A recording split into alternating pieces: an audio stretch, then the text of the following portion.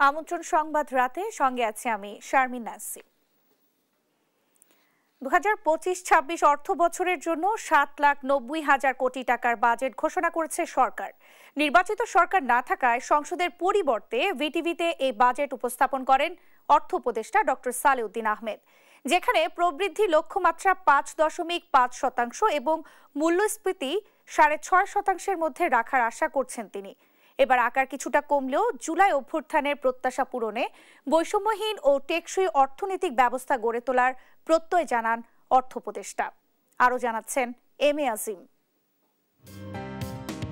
বৈষম্যহীন ও টেকসই অর্থনৈতিক ব্যবস্থা গড়ে তোলার প্রত্যয় শিরোনামে অন্তর্বর্তী সরকারের বাজেট ঘোষণা করেন অর্থ উপদেষ্টা ডক্টর সালেউদ্দিন আহমেদ। আমাদের এবারের বাজেট কিছুটা ব্যতিক্রমধর্মী। দেশের ইতিহাসে প্রথমবারের মতো আমরা বিগত বাজেটের চেয়ে ছোট আকারের বাজেট আগামী অর্থবর্ষের জন্য প্রস্তাব করছি। 2025-26 অর্থ বছরের প্রস্তাবিত বাজেটে আকার ধরা হয়েছে 7,90,000 কোটি টাকা, যা আগের বছরের চেয়ে 7,000 কোটি টাকা কম। একই সঙ্গে বিগত সময়ে বাড়তে থাকা বাজেটের আকার প্রথমবার কমল। মোট বাজেটের 5,60,000 কোটি টাকাই ব্যয় করা হবে বেতন ভাতা ভর্তুকি সহ দেশ পরিচালনায়, আর উন্নয়নের জন্য ব্যয় করা হবে 2,45,609 কোটি টাকা।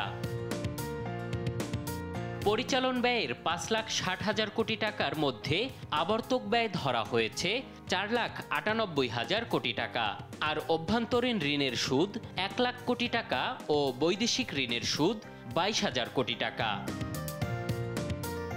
উন্নয়ন ব্যয় বরাদ্দ 2,45,00,000 কোটি টাকার স্কিম 5,303 কোটি টাকা।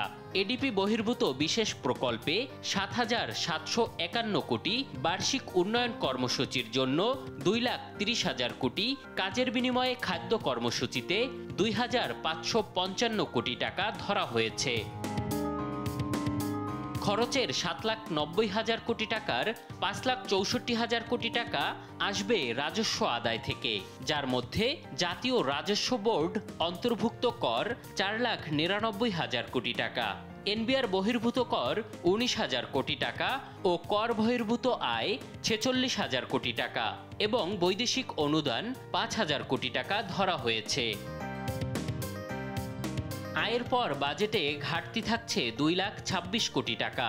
ঘাটতি পূরণে 1,05,000 কোটি টাকা বৈদেশিক ঋণ ও 1,01,000 কোটি টাকা অভ্যন্তরীণ ঋণ নেয়ার পরিকল্পনা সরকারের।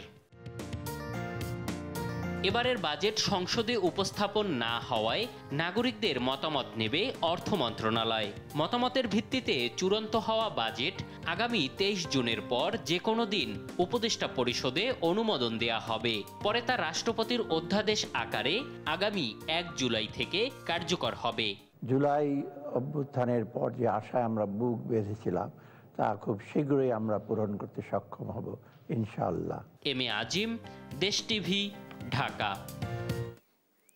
চলমান অর্থনৈতিক সংকটের কারণে বাজেটের আকার ছোট হয়েছে। 8.9% প্রবৃদ্ধি অর্জন অনেক বড় চ্যালেঞ্জ। বাজেট ঘোষণার পর সিপিডি নির্বাহী পরিচালক ডক্টর ফাহমিদা খাতুন এসব কথা বলেন। শিক্ষা, স্বাস্থ্য ও কৃষি খাতে বরাদ্দ আরও বাড়ানো উচিত ছিল বলেও মন্তব্য করেন তিনি। সব মিলিয়ে আগের কাঠামোই রয়েছে, সুতরাং খুব একটা ভালো বলা যাচ্ছে না বলেও মনে করছে সিপিডি। গত অর্থ বছরে যে রাজস্বের লক্ষ্যমাত্রা দেওয়া হয়েছিল সেটা থেকে কিন্তু কমিয়ে 5,18,000 কোটি টাকা রাজস্ব আহরণের লক্ষ্যমাত্রা দেওয়া হয়েছিল এবং এটাকে এখন আগামী অর্থ বছরে 5,64,000 কোটি টাকা দেওয়া হয়েছে, যেটা কিনা লক্ষ্যমাত্রাটা 8.9%। সুতরাং এটা 8.9% অর্জন করাটা, প্রবৃদ্ধি অর্জন করাটাও কিন্তু একটা আমাদের যে ট্রেন্ড দেখি গত বহু বছর থেকে, সেই ট্রেন্ড থেকে এটাও কিন্তু অনেক একটা বড়ই উল্লঙ্ঘন বলা যায়। প্রস্তাবিত বাজেট আগের সরকারেরই ধারাবাহিকতা। এই বাজেটের মৌলিক বিষয়গুলোতে গলদ রয়েছে, এমন মন্তব্য করেছেন বিএনপির স্থায়ী কমিটির সদস্য আমির খসরু মাহমুদ চৌধুরী। বিকেলে রাজধানী হোটেল সারিনায় সাংবাদিকদের এসব কথা জানান তিনি। বলেন, রাজস্ব আয়ের সাথে বাজেটের আকারের সম্পৃক্ততা রেখে বাজেট করা উচিত ছিল, যা হয় নাই। বাজেটের আকার আরো ছোট হওয়া উচিত ছিল জানিয়ে তিনি আরো বলেন, আগামী সরকারের জন্য এই বাজেট বাস্তবায়ন কঠিন হবে। আপনার রাজস্ব আয়কে মাথায় রাখতে হবে। আপনি ওটাকে মাথায় রেখে যদি আপনি আমার মন্তব্য দিতে হয়, তাহলে কিন্তু এই বাজেটের সাইজটা আরো ছোট হওয়া উচিত ছিল।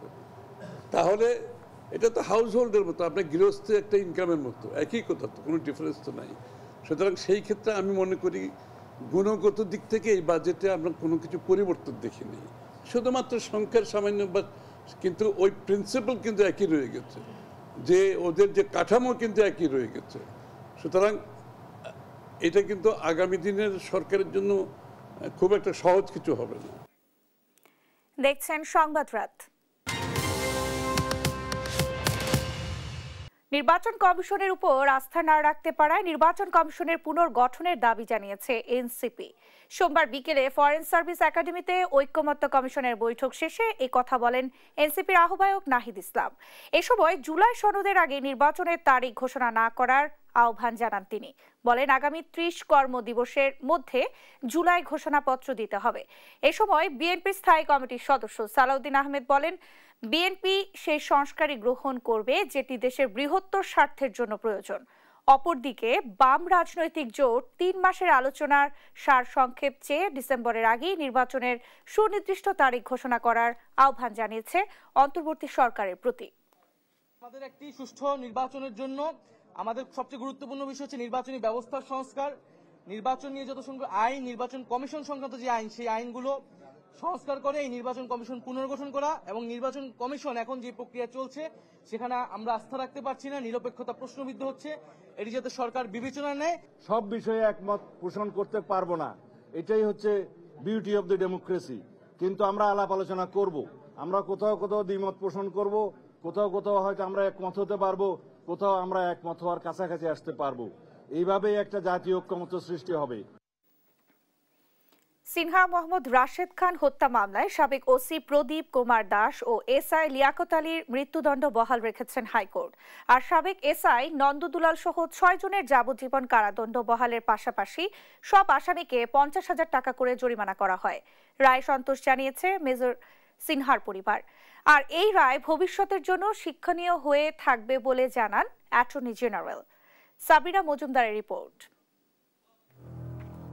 2020 সালের 31 জুলাই রাতে কক্সবাজার টেকনাফ মেরিন ড্রাইভ সড়কের শামলাপুর তল্লাশি চৌকিতে পরপর 4টি গুলি গলায় পা দিয়ে চেপে ধরে অবসরপ্রাপ্ত মেজর সিনহা মোহাম্মদ রাশেদ খানের মৃত্যু নিশ্চিত করে কয়েকজন পুলিশ সদস্য।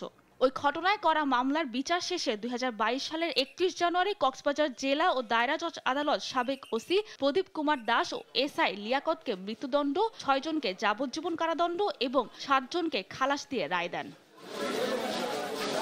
ডেথ রেফারেন্স ও আপিল শুনানি শেষে সোমবার আলোচিত এ মামলার বিচারিক আদালতের সেই রায় বহাল রাখেন হাইকোর্ট। ভবিষ্যতের জন্য এ রায় স্মরণীয় ও শিক্ষণীয় হয়ে থাকবে বলে জানান রাষ্ট্রের প্রধান আইন কর্মকর্তা।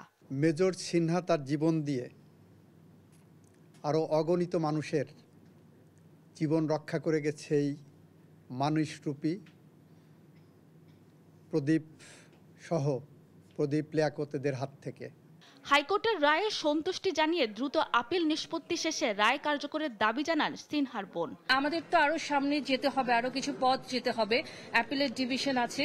সো ওই ফেজগুলো পার করার পরে যেই দিন রায়টা কার্যকর হবে, যদি একই রায় থাকে এবং রায়টা কার্যকর হয়, সেদিনে আমরা বলবো আসলে চূড়ান্তভাবে সন্তুষ্ট। অবসরপ্রাপ্ত সামরিক কর্মকর্তাদের পক্ষ থেকে জানানো হয় এই রায়ের ন্যায় বিচার প্রতিষ্ঠিত হয়েছে। 3 বাহিনীর পক্ষ থেকে আমরা সন্তুষ্টি প্রকাশ করছি আজকের এই রায়ে। এই মামলায় ওসি প্রদীপ লিয়াকত সহ সব আসামি কারাগারে আছেন। সাবিনা মজুমদার, দেশ টিভি, ঢাকা। এই ছিল এখনকার সংবাদ রাত। পরের বুলেটিন দেখার আমন্ত্রণ রইল। ধন্যবাদ সবাইকে।